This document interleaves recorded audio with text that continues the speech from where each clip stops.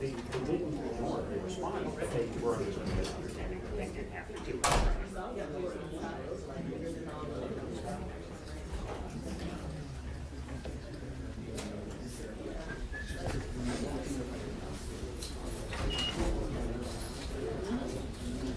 They were on the security clearance. You misbehaved ago. I do, but they never see it. It seemed like a mischievous little rubber babies. Yeah. Never outgrew that.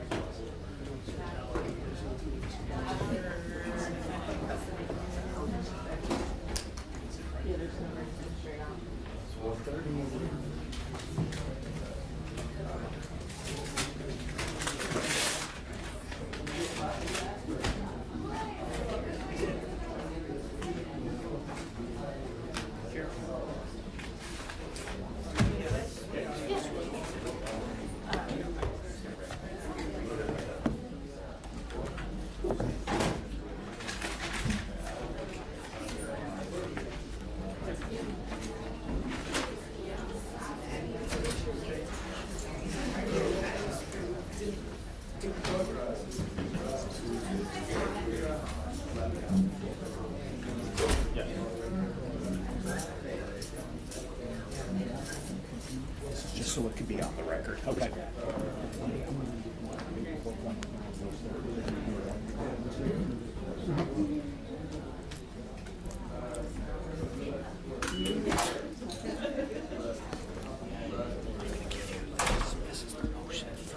To continue sentencing the motion for this trial, which I found I want you to read that, and then lay it out. Basically, the closing argument is this is 2 sheets, 2 on 1, but this is the profit. Okay, yes, and I'll just trickle stuff into it as we go.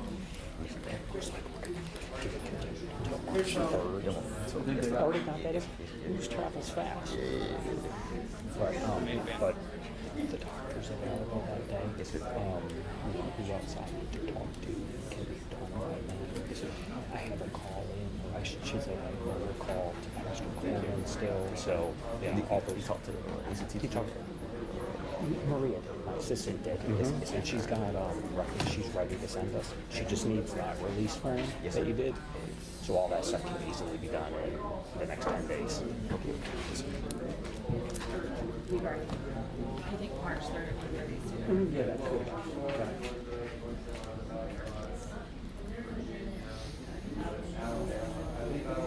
Just so they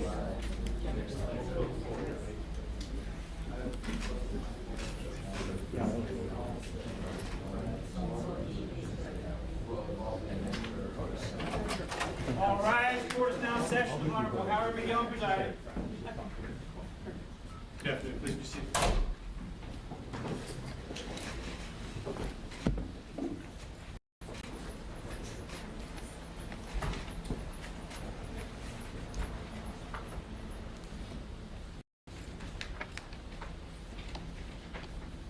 All right, we're starting with 2019 CF 543 State versus Timothy Scott.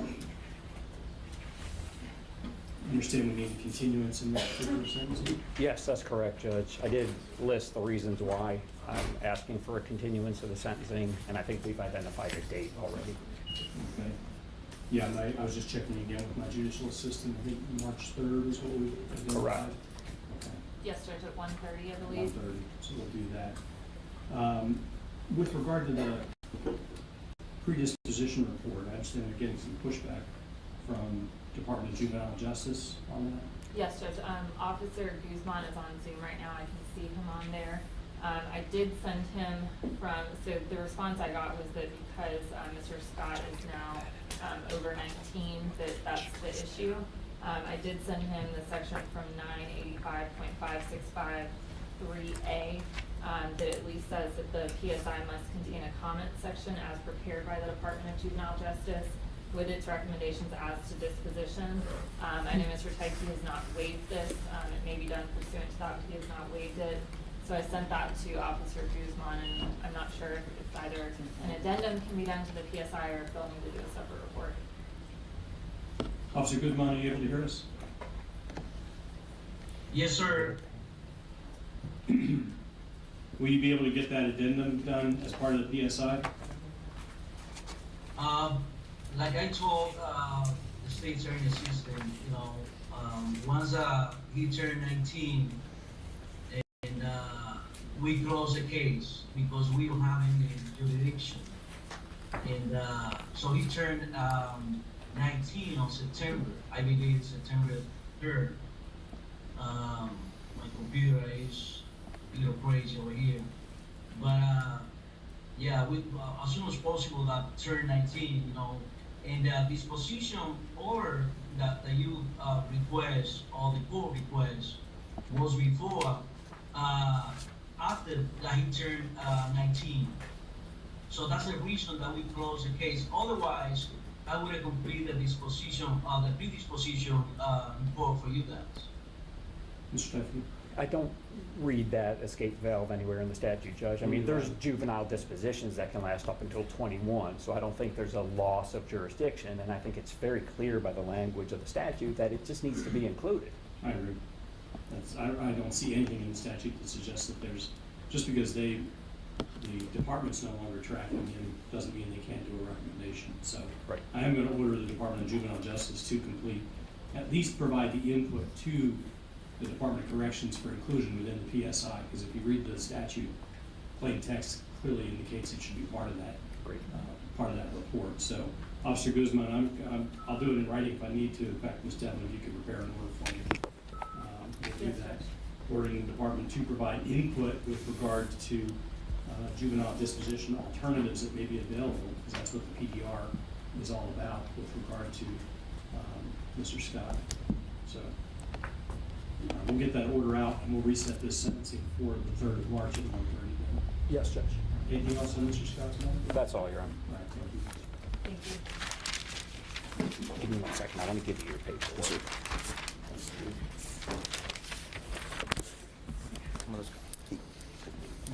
You got more paper for me? That's all you need. Yes, sir. Appreciate it. I'll see you soon. Yes, sir.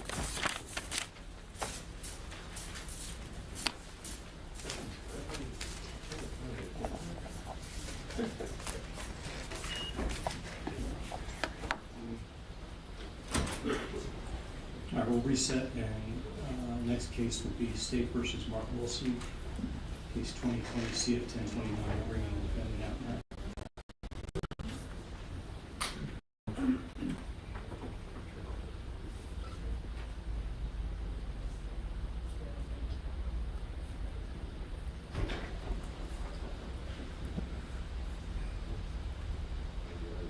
State, while they're doing that, can you see if you can cajole your computer program to put the page breaks in the right place on this? Sure. We'll talk to our computer.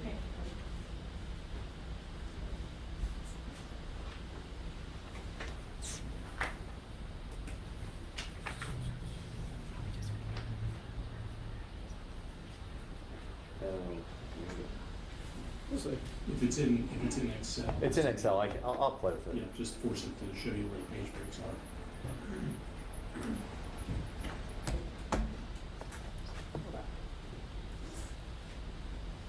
I don't know what it's doing.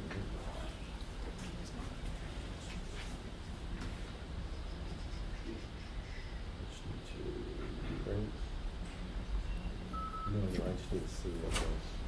Okay. So.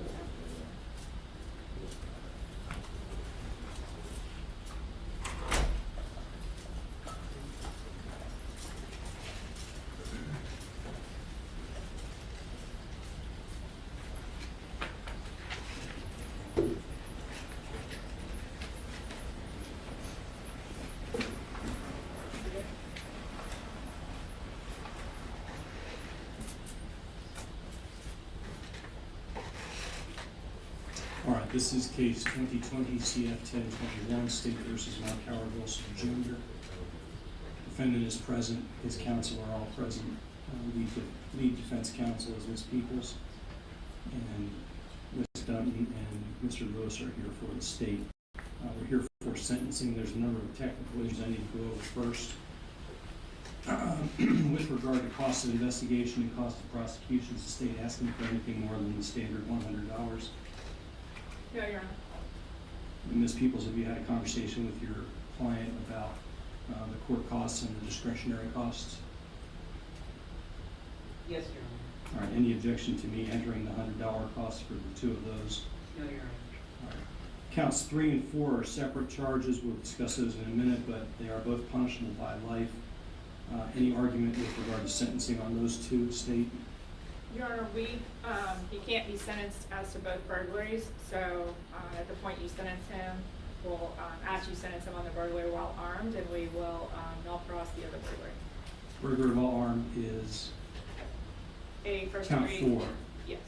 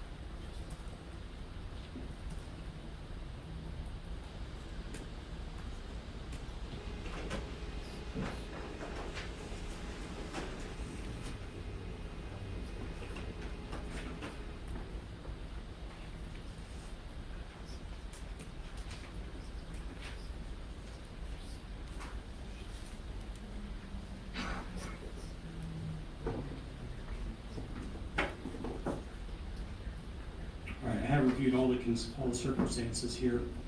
I also have a motion from the defense to strike the impermissible law enforcement PSI statement. I'm going to grant that motion, so I have not considered the additional statement that was attached to the PSI from law enforcement officer. It's not properly a victim impact statement. I'm not going to read the entire sentencing order, which consists of 49 pages. But I'm going to read some highlights of it.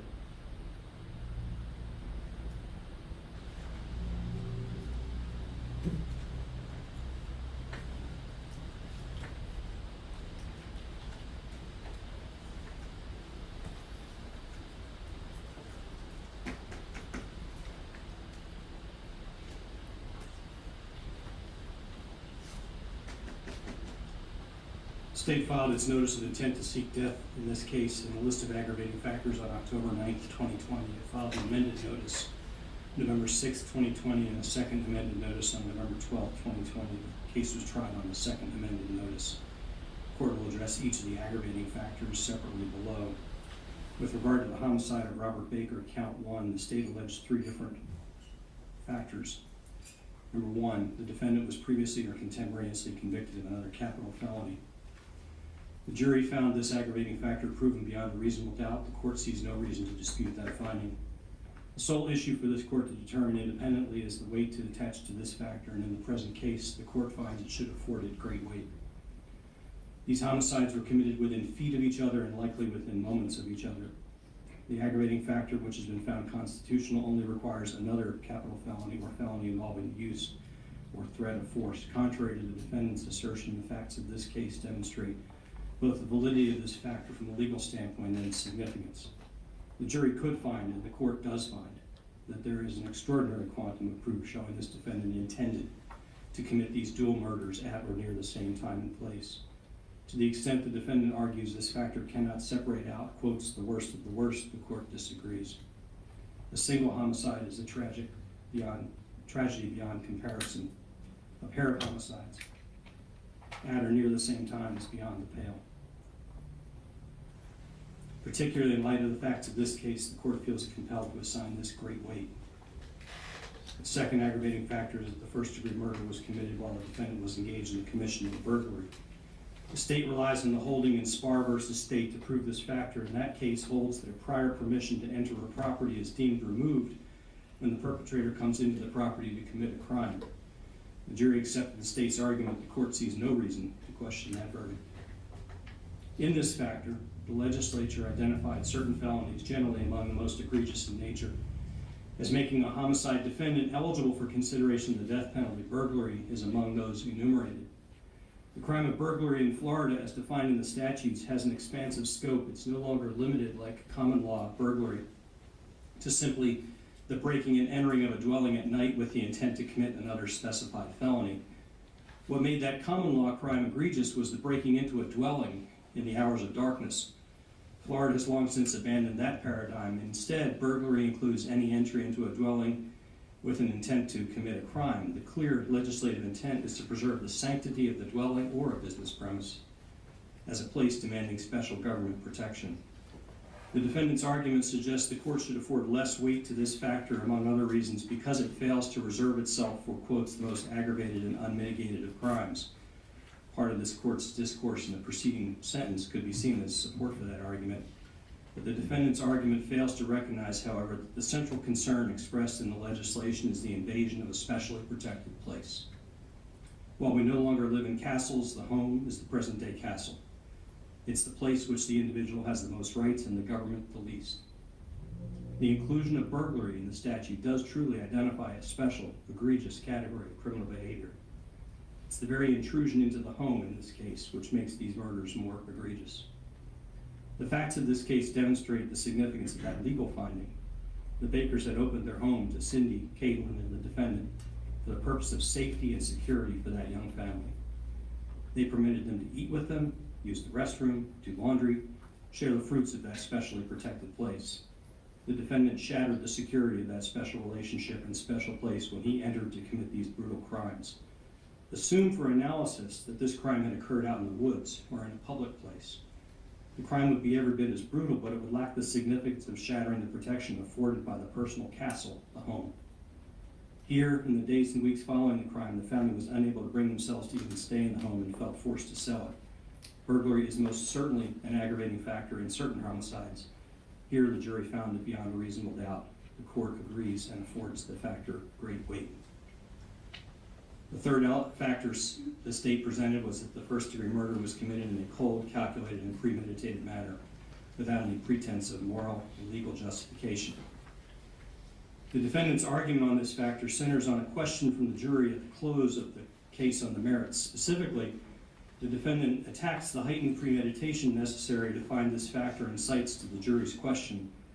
The jury asked a question during deliberations that suggested that some of the jurors were considering finding premeditation as the basis for first-degree murder, while others found felony murder as its basis. In the merits phase, the jury may find an individual guilty of first-degree murder under a theory of either felony murder or premeditated murder. No special verdict is required. The merits jury here ultimately entered a general verdict which does not specify whether they ultimately found felony murder or premeditated murder. Indeed, under existing Florida law, the jury may return a finding of guilty of first-degree murder, even if they disagree as to whether premeditation or felony murder is proven. The court here finds that in the penalty phase, the jury reflected on the evidence and concluded that the defendant did indeed premeditate and plan this murder. The defendant's argument that they could not have found sufficient additional premeditation to sustain CCP is not founded. The court specifically notes that other than his own claims, there is no objective evidence demonstrating that the defendant was impaired at or near the time of the offense. No one who observed him reported or suggesting that he was acting as if he was under the influence of substances. The overall sequence of events argued by the state has been convincingly proven. The defendant's argument is that he had concluded the Baker boys presented a threat to him and his family. The court finds that he planned these homicides with precision, even apparently taking the time to sharpen the fillet knife in front of the boy's mother the night before. He took the time in the middle of the murders to change weapons to make sure the victims were dead. Finally, the court concludes there wasn't even the slightest pretense of moral justification. Robert was asleep and defenseless. Tayton was awake, but brutally butchered as he sought to escape and perhaps call for help. Neither of these boys did anything to the defendant to justify the crime. The court finds this factor proven beyond and to the exclusion of a reasonable doubt and affords it great weight. Homicide of Tayton Baker. The state alleged 4 different factors regarding the homicide of Tayton. 1, the defendant was previously or contemporaneously convicted of another capital felony. The arguments on this factor are the same as for Robert Baker. The collateral capital felony is the homicide of Robert. The same conclusions apply to this factor. The jury found this factor proven beyond a reasonable doubt as to Tayton as well. The court applies the same legal and factual analysis from Robert's case to Tayton's murder. The court also finds proven beyond a reasonable doubt, and for the same legal and factual reasons affords it great weight. The first-degree murder was committed while the defendant was engaged in the commission of burglary. The court reached the same conclusion as it did with the first aggravating factor, that it bears the same facts and legal analysis as with the other victim.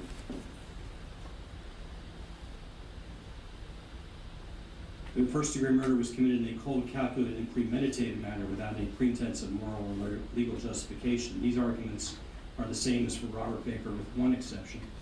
Tayton appears to have been awake and conscious for some part of the murder. However, there is no evidence other than the defensive wound on Tayton that might even suggest any action by Tayton which could even hint at a moral justification. The court finds there's no basis whatsoever to conclude that Tayton did anything to provoke the murder. The wound to his hand was defensive. There is no evidence to conclude he did anything to provoke the attack. Therefore, the same conclusions apply to this factor. The jury found this factor proven beyond a reasonable doubt as to Tayton as well. The court finds it proven beyond a reasonable doubt, and for the same reason affords it great weight. With regard to Tayton, the state also alleged that the first-degree murder was especially heinous, atrocious, or cruel. In his sentencing memorandum, the defendant continues to insist, as he did in motion practice, that this factor is unconstitutional and presented multiple arguments. The court finds the defendant's arguments unavailing. The evidence of torture and of extreme cruelty in the murder of Tayton Baker is self-evident. The blood trail starts at the end of the pool table. There's a large pool of blood in that area. It's evident the assault commenced here. The blood trail extended around and under the leg at the end of the table, strongly suggesting that Tayton was trying to escape from the murderous assault. Tayton's hand has a defensive wound consistent with a conscious attempt to defend himself from the knife. The blood trail then continues for several feet almost to the other end of the table, to the point where Tayton's body was found. The trail strongly suggests Tayton was crawling away from the assault. The handprint on the wall indicates that he was alive, and again strongly suggests he was reaching for his cell phone, which was plugged in near the handprint. Finally, the abrasion to his face revealed that when the assault occurred, he was face down, as the defendant struck him over and over with a hammer, driving portions of his skull into his brain. Contrary to the defendant's suggestions from Dr. Bulick's deposition, the court finds it was proven beyond a reasonable doubt that Tayton was alive for some time during the brutal and horrific attack. He clearly felt considerable pain as the knife blade sawed across his throat. He would have been aware of his impending death as he crawled away from the knife attack, including no less than 20 different incisions. While the hammer may have ultimately rendered him unconscious, he had already suffered an especially brutal, heinous, atrocious, and cruel end to his life. The factor was proven beyond a reasonable doubt. The court affords it great weight. The court instructed the jury on 44 specific mitigating circumstances. These included 2 statutory circumstances and 42 non-statutory, as well as a catch-all 45th, which is a statutory, which goes as the existence of any other factor in the defendant's character, background, or life, that circumstances of the offense that would mitigate against imposition of the death penalty. The defendant presented additional evidence at the Spencer hearing, and the court requested sentencing memoranda for both parties. Neither party followed the original listing and structure of the presentation of the mitigating circumstances in its memorandum, which somewhat confounds the organization of this order and precludes a direct analysis point by point between the two parties. The court notes for the record there are 2 victims. The jury was asked to pronounce on each victim as to each count, whether they found the mitigating circumstances proven and whether the aggravating factors outweighed the mitigating circumstances. They made such independent findings. In its analysis below, the court will announce its findings only once. This homicide, by all accounts, occurred in relatively rapid time in a small confined space. There were no facts presented whatsoever other than the defensive wound to Tatum that differentiate the mitigating circumstances between counts 1 and 2. Therefore, the court finds that the evidentiary value and weight assigned to each are the same and should be considered as if set out separately.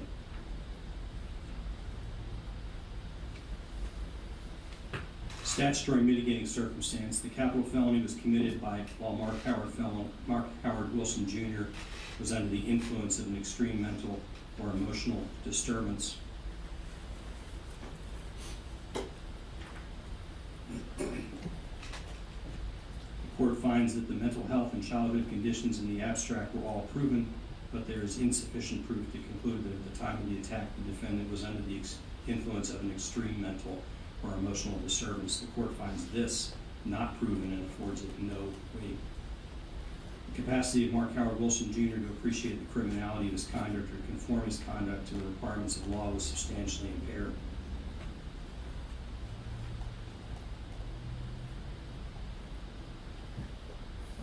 The court finds there is no proof of a correlation from the conditions the defendant suffered from to an actual impairment on the night of August 25th and 26th. There are several data points. First, there is little contemporaneous proof other than the defendant's self-serving claims that he was actually under the influence of methamphetamine as he claimed.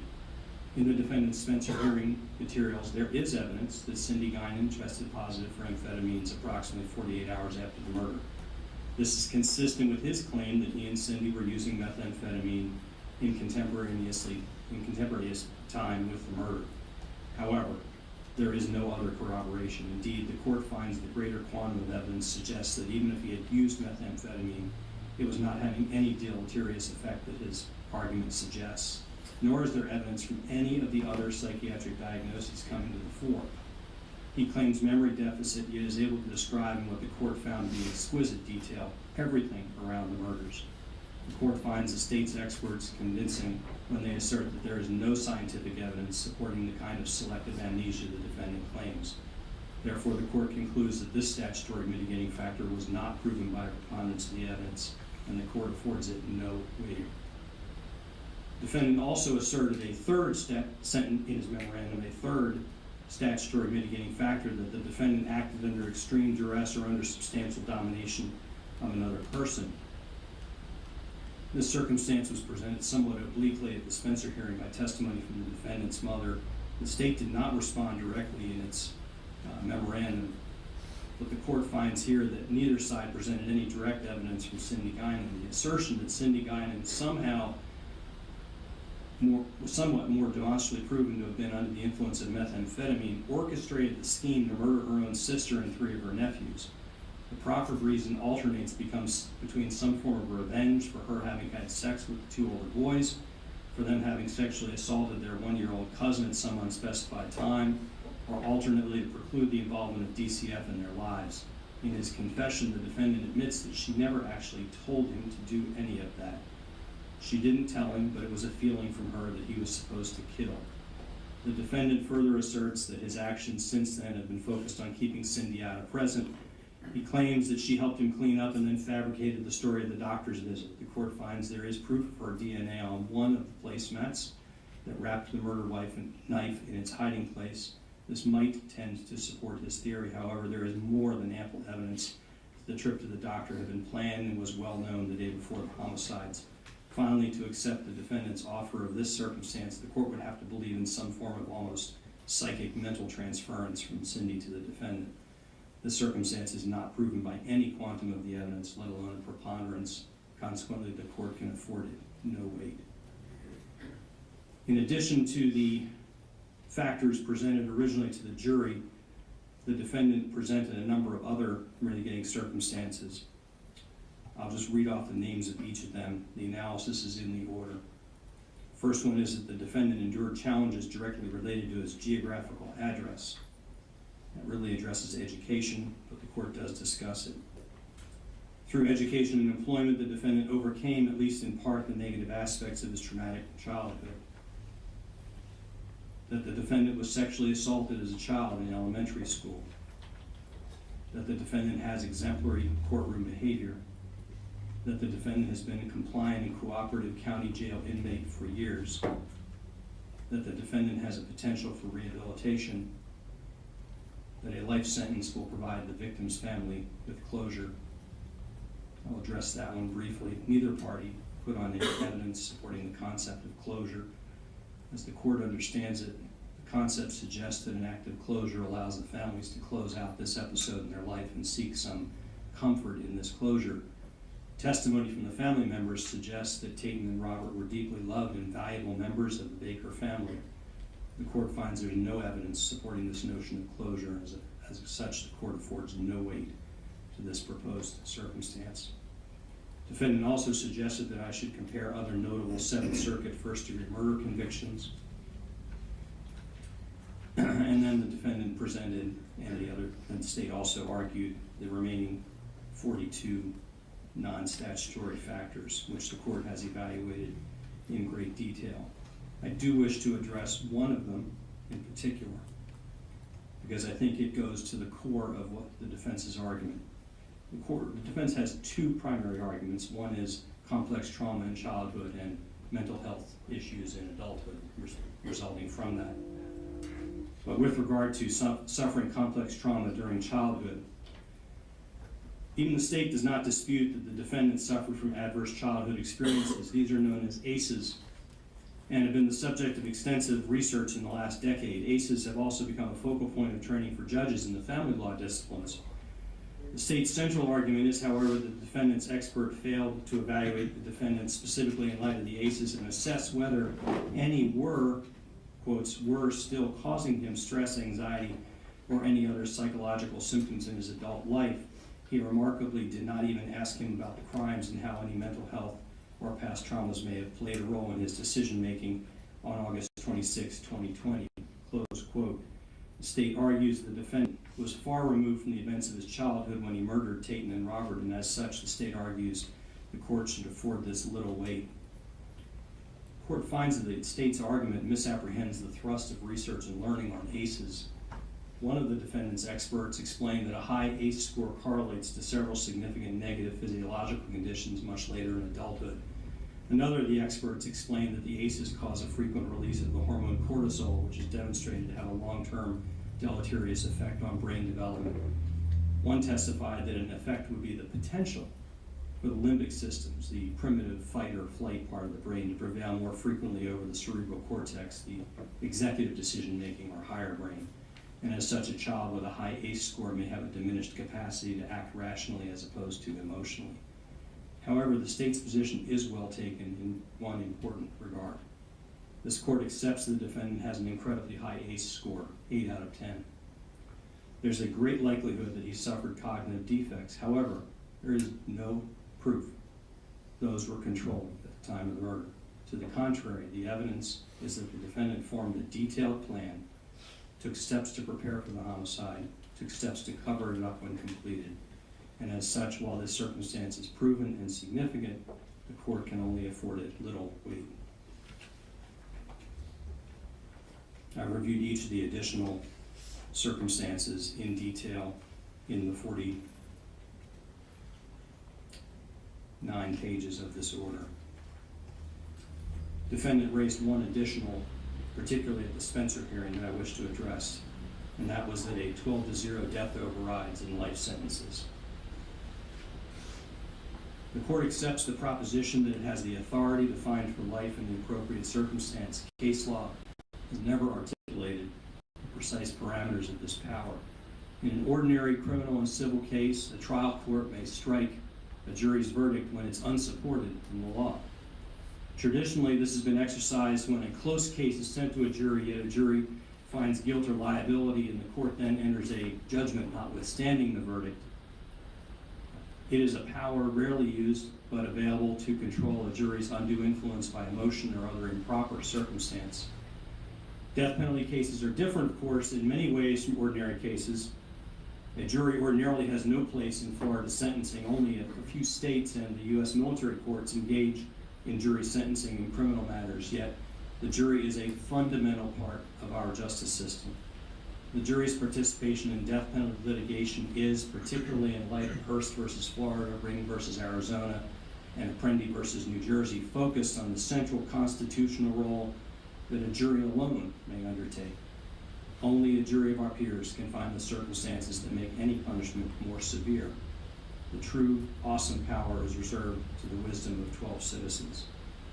In a death case, however, that role is not exclusive. Our legislature and the controlling case law are also clear that although the jury is never told their role is to make a recommendation, that their decision is just that, a recommendation.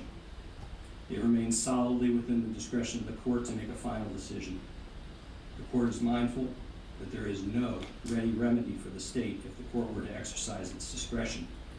In the absence of a wholesale, perhaps even criminal abuse of judicial authority, it's unlikely that an appeal from an override to life would be successful. As a judge, however, one remains mindful that we do not sit to impose our own biases and preferences upon the parties. It's something that's overlooked in today's society. As a judge, it's our role to be neutral and independent arbiters of fact and law. To that end, in assessing this weight circumstance, the undersigned must set aside to the greatest amount possible any such bias or prejudice and focus on the facts and the findings. The undersigned has expressed in other proceedings a personal and religious preference in favor of life. The court has also observed that the structure of Florida's death penalty statute and its implementing case law reflects a similar bias towards life. That's the whole concept behind phrases like the worst of the worst and similar expressions. In this case, however, it does not appear to the court that the jury is in error. They have heard both the facts of the murders and the extensive evidence in support of mitigation.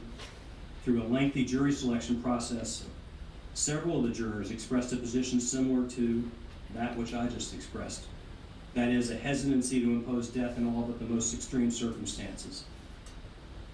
Unlike the jurors, the courts had exposure to significant mitigating circumstances, including, most significantly, the defendant's multiple attempts to avoid putting the family through a trial by offers to plead guilty in exchange for a life sentence. The jury is never entitled to know that.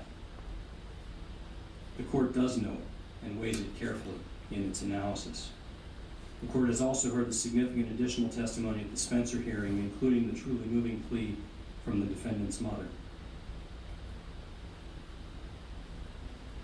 She took an action that many would find hard to do, namely turning in her son for murder. She did it for Tayton and Robert and for the defendant. The court carefully listened to and found sincerity in the defendant's own apology during his allocution. This circumstance is proven to be worthy of consideration. There have indeed been cases in which an override has been granted. It seems impossible, however, to compare them to this and any other case with any fidelity. That task of assessing proportionality across the state is properly the province of the Florida Supreme Court, which has access to all similar cases. However, this court gives and has given since the start of this trial, and more poignantly since the jury's first verdict, considerable reflection and deliberation on the ability of the court to exercise its discretion in favor of life. Mr. Wilson, please stand.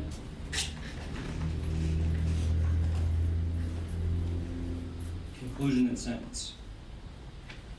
The defendant committed two truly horrific murders of innocent children.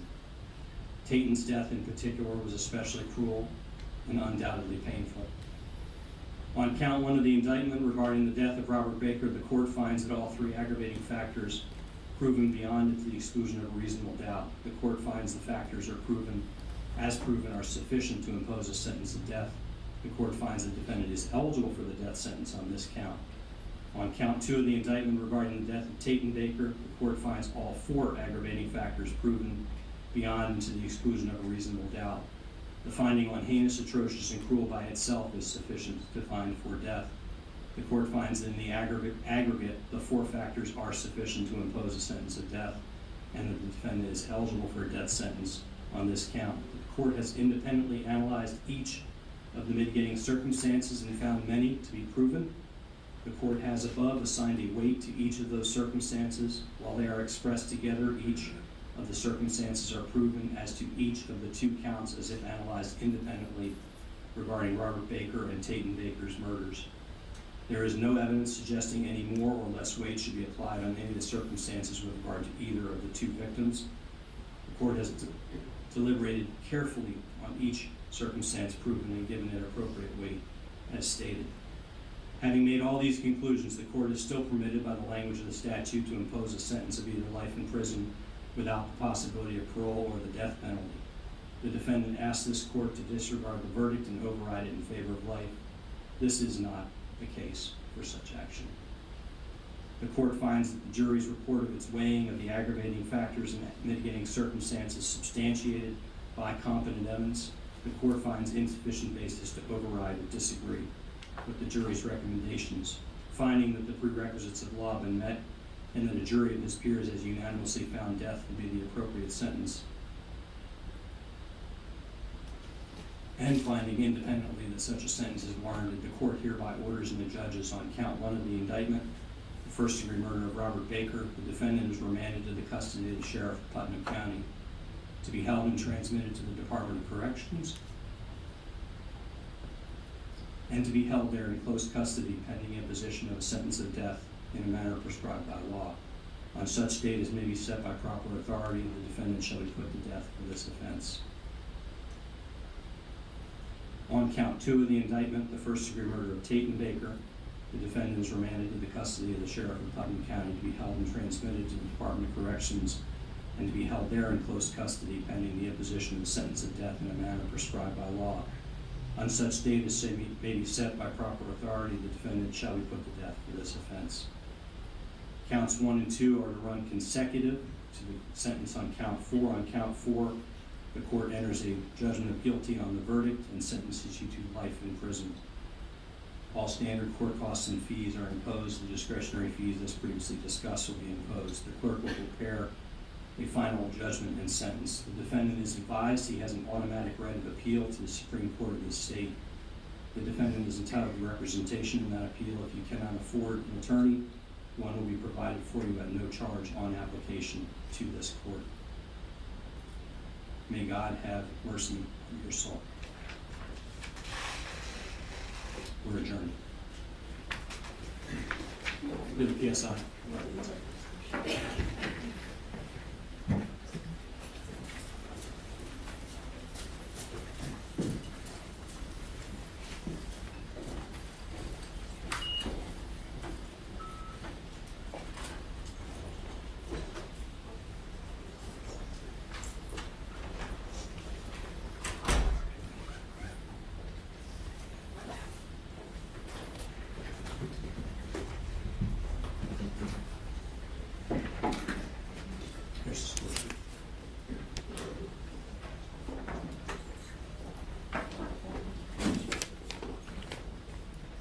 Apparently, Ms. Trinisha wants me to formally announce an all process to count 3 if I wasn't clear on that earlier. All right. Sorry. Are we back on the record? Yeah, please. Okay, just a moment, just one moment.